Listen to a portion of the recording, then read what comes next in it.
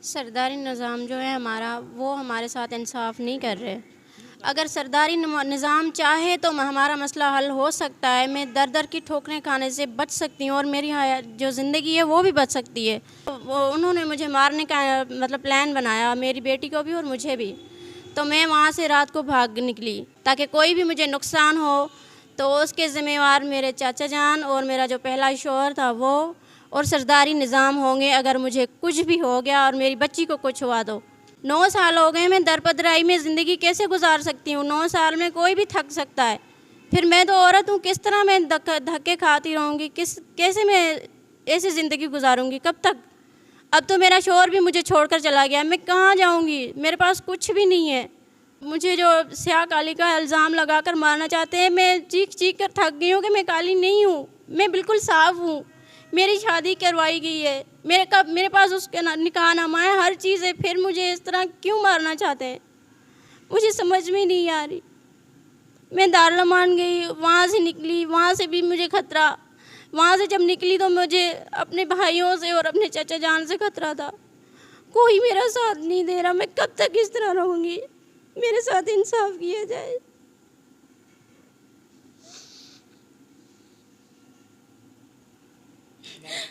मेरा बाप भी मेरे साथ नहीं है, अगर वो होता तो शायद मसला हल हो जाता। सरदारी निज़ाम बिल्कुल भी ये नहीं चाहता कि मसला हल हो। वो लोग चाहते हैं कि ये लड़की वापस आ जाए और इसे हम लोग मार दें। मेरे अपने चाहते हैं कि इसे हम लोग मार दें, लेकिन मारने से इज़्ज़त का मसला हल नहीं होता। ये लोग नहीं समझ पाते इस बात को। मैं दारुल-अमान भी गई, वहाँ से भी मुझे वहाँ से निकाल कर के मेरे भाई और मेरे चचा जान सारे मुझे मारना चाहते हैं। अब मैं कहाँ जाऊँगी मुझे समझ में नहीं आ रहा। मैं बिल्कुल अकेली हो गई हूँ। हमारी जो बिरादरी है वो ये सब नहीं करने दे रही है। बिरादरी ने सारा मसला ख़राब कर दिया है। 4 साल बैठी हुई थी मैं अपने माँ-बाप के घर में, तो मेरी शादी तो बाप ने करवाई, मैं भागी तो नहीं थी। इल्ज़ाम पता नहीं क्यों लगा रहे हैं मेरे ऊपर। मेरी 2 बेटियां हैं, एक मेरे भाइयों के पास है और दूसरी मेरे शौहर के पास। पता नहीं वो भी कहाँ है, मुझे बिल्कुल भी नहीं पता। मेरा यही मुतालबा है सारे कानून अमलदारों के से मेरा यही मतलब है कि मुझे इंसाफ़ दिया जाए प्लीज़। जी, मैं हूं मुजाहिद बोजदार। मैं इस टाइम रोडी प्रेस क्लब में मौजूद हूं और हमारे पास इंसाफ की फरहमी के लिए वज़ीरा शर नामी जो है ना ख़ातून आई हैं। उनका कहना ये है कि मेरा जो साबका शौहर है वो मुझे जो है कत्ल करना चाहता है और वो इंसाफ के लिए हमारे पास आई हैं। आइए हम उनसे बात करते हैं कि उनके साथ क्या मसला है। वज़ीरा शर, पहले आप अपना नाम बताएं और पूरी तफसील बताएं कि आपके साथ क्या मामला हुआ है। मेरा नाम वज़ीरा शर है और मेरे बाप का नाम है बहराम शर।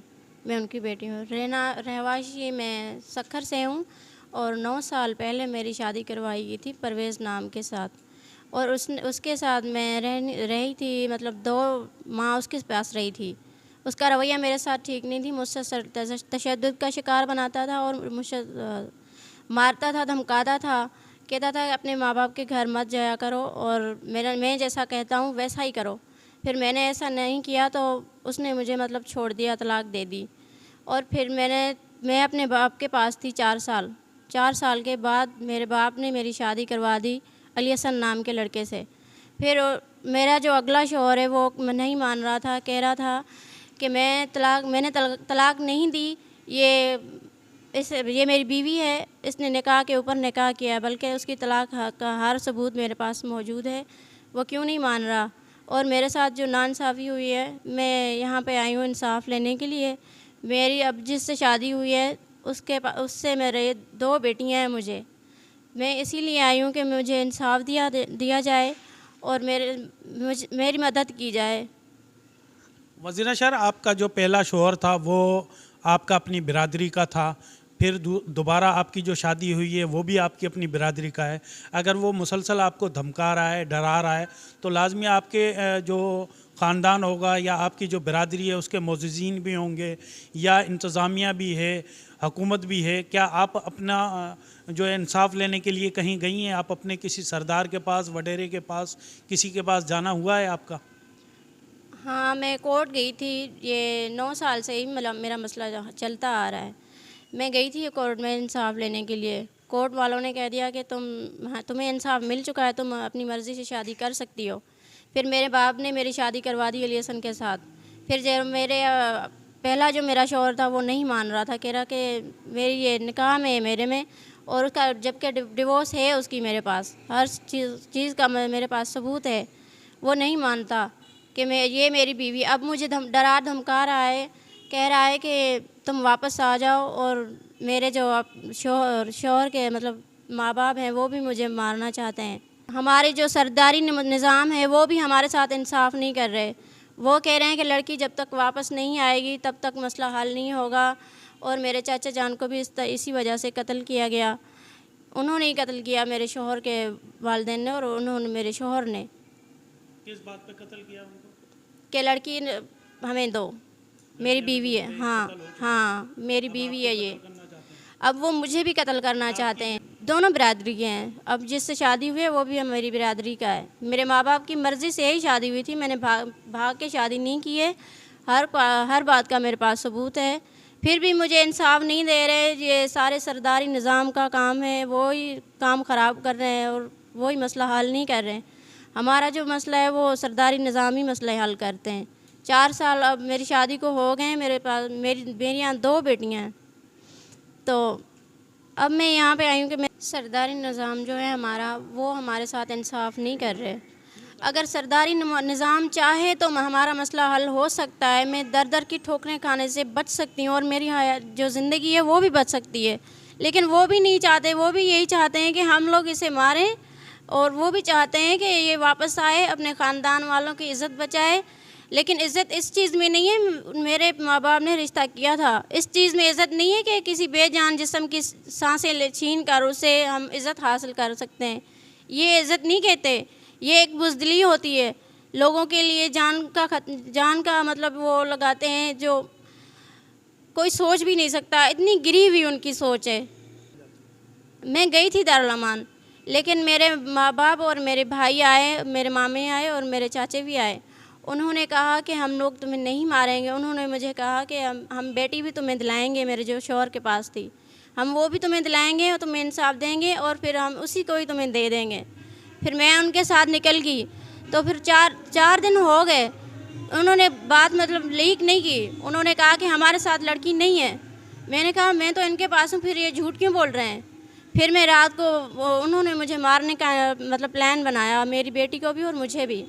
तो मैं वहाँ से रात को भाग निकली अपनी ज़िंदगी बचाकर। फिर मैं यहाँ पे आई क्योंकि मेरा जो रिकॉर्ड के तौर पे ये मीडिया के पास आई, तो मेरा जो बयान है वो रखा जाए ताकि कोई भी मुझे नुकसान हो तो उसके ज़िम्मेवार मेरे चाचा जान और मेरा जो पहला शौहर था वो और सरदारी निज़ाम होंगे। अगर मुझे कुछ भी हो गया और मेरी बच्ची को कुछ हुआ तो मुझे वो भी वापस दी जाए। मैं अपनी बच्ची के सिवाय नहीं रह सकती। 9 साल हो गए, मैं दरपदराई में ज़िंदगी कैसे गुजार सकती हूँ। 9 साल में कोई भी थक सकता है। फिर मैं तो औरत हूँ, किस तरह मैं धक्के खाती रहूँगी, कैसे मैं ऐसी ज़िंदगी गुजारूँगी, कब तक। अब तो मेरा शौहर भी मुझे छोड़कर चला गया, मैं कहाँ जाऊँगी, मेरे पास कुछ भी नहीं है, मैंने सब कुछ खो दिया है। अभी आपकी जिससे शादी हुई है वो शौहर कहाँ है आपका? उसका मुझे नहीं पता कि वो कहाँ है। वो क्यों छोड़ गया है? वो डर की वजह से छोड़ के गया है मुझे, वरना नहीं छोड़ता। हाँ, उसे भी कत्ल करना चाहते हैं? उसे भी कत्ल करना चाहते हैं और मुझे जो स्याह काली का इल्ज़ाम लगाकर मारना चाहते हैं। मैं चीख कर थक गई हूँ कि मैं काली नहीं हूँ, मैं बिल्कुल साफ़ हूँ। मेरी शादी करवाई गई है, मेरे पास उसके निकाहनामा है, हर चीज़ है, फिर मुझे इस तरह क्यों मारना चाहते हैं, मुझे समझ में नहीं आ रही। मैं दारुल अमान गई, वहाँ से निकली, वहाँ से भी मुझे खतरा। वहाँ से जब निकली तो मुझे अपने भाइयों से और अपने चाचा जान से खतरा था। कोई मेरा साथ नहीं दे रहा, मैं कब तक इस तरह रहूँगी। मेरे साथ इंसाफ किया जाए।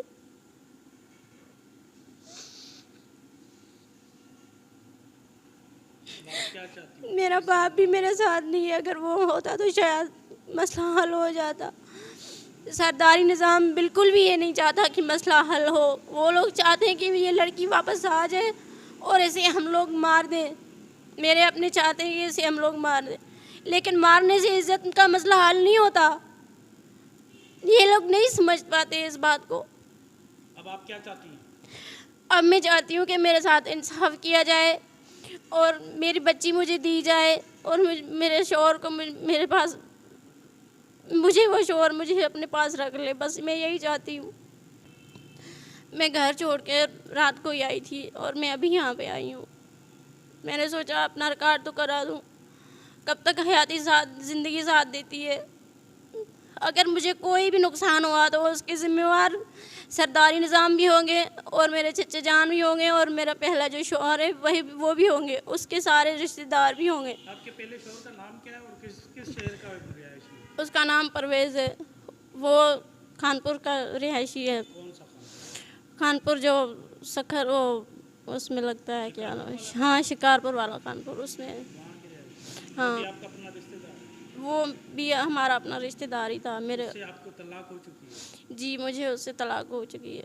इस शादी को कितना अर्सा हो गया? इसको 4 साल हो गए हैं।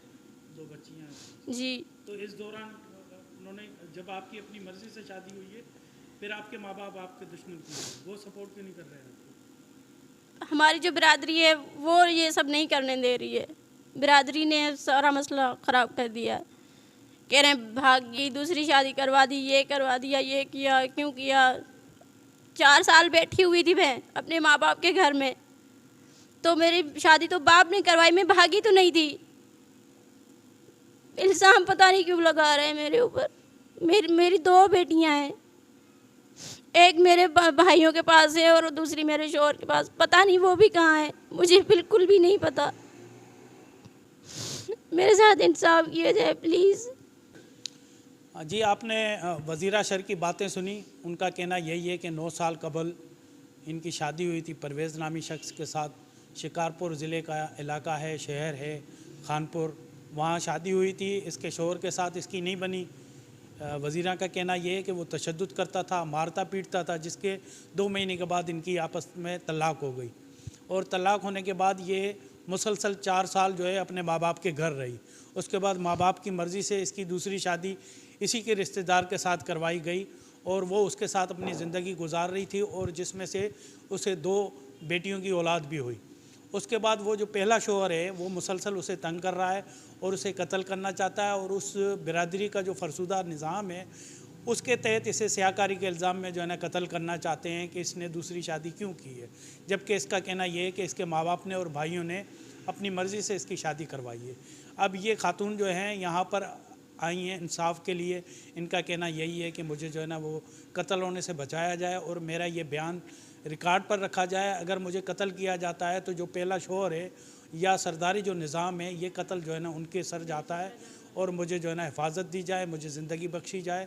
तो आप इस बात से अंदाज़ा लगा सकते हैं कि हमारे पास आज भी सिंध भर में जो ये निज़ाम है स्याकारी वाला, उसमें तमाम जो है ना मुख्तलिफ़ पेचीदा मामलात हैं जिसकी वजह से जो है ना औरतों को कत्ल किया जाता है स्याकारी के इल्ज़ाम लगा के।